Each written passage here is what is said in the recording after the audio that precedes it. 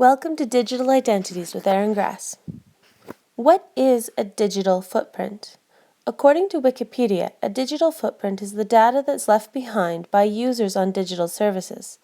Notice it's not just what's left behind when you're online, but offline as well. Your device, be it Android or Apple, is recording and remembering things about you and your digital habits.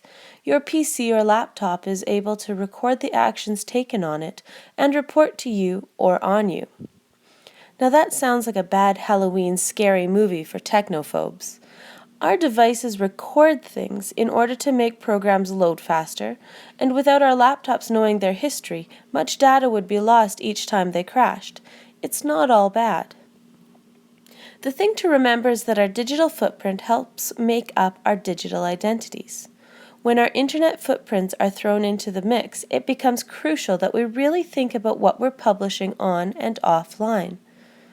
What is an internet footprint? It's what's left behind when we're online. Do a Google search for your name. Mine brought up my Twitter account, which I rarely use, my LinkedIn account that I can't remember the password for, the multiple prezzies I've made because I'm too cheap to buy the professional account, my YouTube account connected with my personal Gmail account, my Scribd and SoundCloud accounts, which I had forgotten I had, and my Google account, which shows I'm apparently still living in Costa Rica. No wonder I need such big shoes. This is just a list of my internet footprint. Notice I didn't list Facebook. I definitely have a Facebook account, and I use it every day, mostly for personal use. Unless you're logged into Facebook and specifically search for me, you won't find me. I've set my privacy settings up this way, and this is just one way I'm managing my own internet footprint. Why is it important to manage our online identities? Because in this day and age, it matters.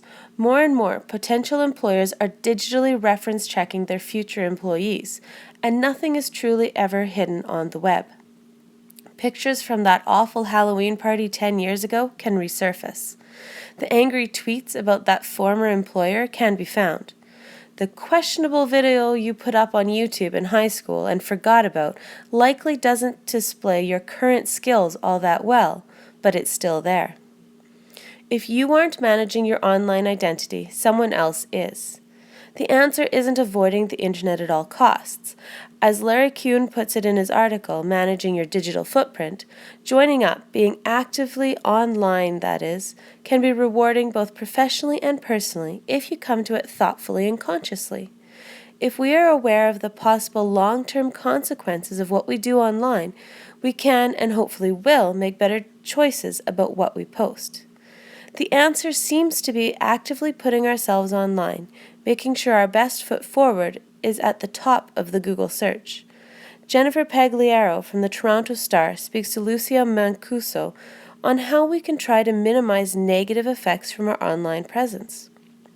Basically, inundate the web with positive current posts, comments, and photos that you've chosen carefully, and watch your Google search change. This sounds like a lot of work, especially with the load most teachers now carry. Is it really worth all the time and energy? Can't we just teach math and science and literature? After all, the students know how to do all this online stuff better than we do anyway. It's very true that many of our students live a large portion of their lives online today.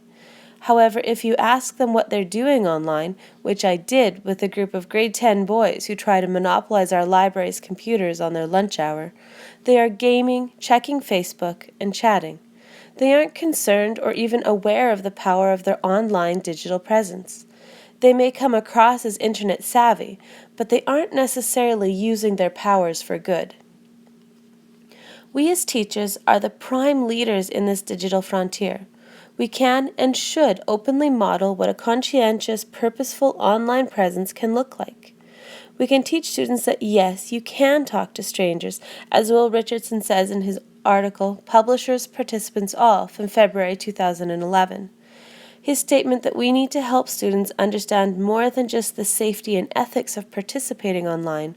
We also have to give them opportunities throughout the curriculum to find and follow their passions and publish meaningful, quality work for real global audiences to interact with is a call to arms for 21st century teaching. And if we aren't with it, who will lead? It's going to be worth it. Teaching always has been, and this is just another avenue to teach. Let's do this.